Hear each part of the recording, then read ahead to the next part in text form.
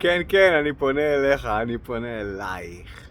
אם אתה רוצה, אם את רוצה, לחיות את החיים בצורה לגמרי אחרת, בו את עושה, את עובדת, במה שאת הכי טובה, במה שאתה הכי אוהב, משיגים את הכסף שלכם. מצד אחד, המשכורת שלכם החודשית בדברים מאוד שאתם אוהבים, אבל מצד שני אתם משיגים לעצמכם ביטחון כלכלי אמיתי מנכס מניב 1, 2, 3, 4, 5. אתם מייצרים פורטפוליו של נכסים מניבים ביחד עם היזם, שהוא לא רק מלווה אתכם, הוא שותף שלכם ביחד איתכם.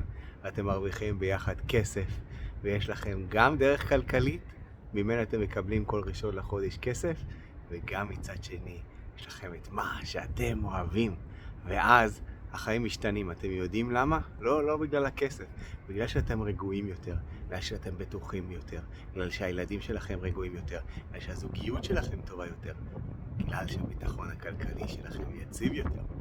זה לא מעניין אתכם אם יש כרגע משבר כלכלי, אם יש כרגע כל מיני וירוסים או כל מיני דברים שגורמים לכם כרגע לא לקבל את המשכורת שלכם. יש לכם עדיין את היציבות הפיננסית מהנכסים המניבים.